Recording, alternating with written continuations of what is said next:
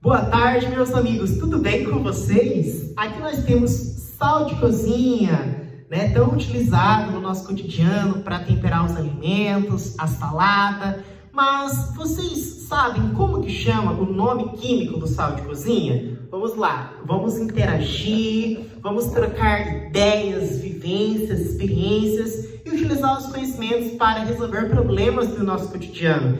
Gente, o sal de cozinha, o nome químico dele é cloreto de sódio, tá? Bom, ele é um composto iônico. Vamos criar uma linha de raciocínio. O que é um composto iônico? Porque ele é formado por íons, certo?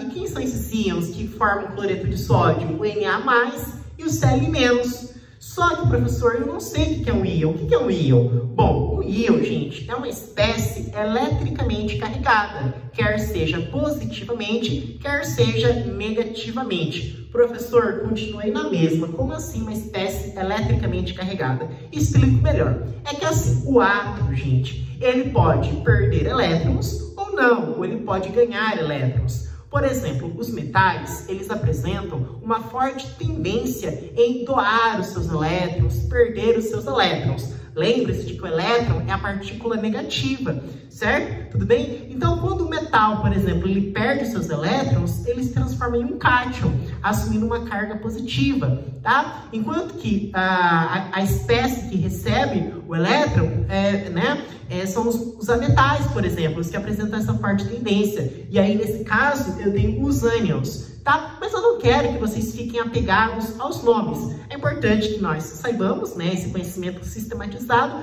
mas saber que um composto iônico, né, é formado por essa atração eletrostática, porque existem cargas envolvidas, certo? Em que uma espécie perdeu elétrons, outra espécie ganhou elétrons, e que esses compostos se caracterizam por apresentarem um alto ponto de fusão, um alto ponto de ebulição. O que é ponto de fusão? O que é ponto de ebulição? Que nós estudamos lá na primeira videoaula. Ponto de fusão é a temperatura em que acontece a fusão, ou seja, é a temperatura em que a substância sai do estado sólido e vai para o estado líquido, enquanto que a ebulição enquanto que o ponto de ebulição é a temperatura em que acontece a ebulição, ou seja, em que a substância sai do estado líquido e vai para o estado gasoso. Só para você ter uma ideia, assim, para poder visualizar, imagine que você foi à cozinha e aí você pegou uma colher de sal de cozinha e colocou na panela. Você pode perceber que, por mais que se passem horas e mais horas,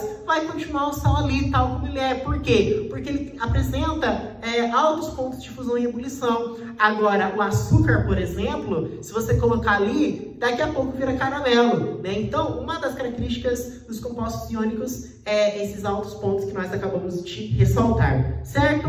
Um grande abraço! Na próxima aula, a gente vai mostrar como que se monta esses compostos, trazer outros exemplos, outras aplicações, e aí eu espero que vocês deem uma estudada, leiam, tragam os seus questionamentos, certo? Um grande abraço!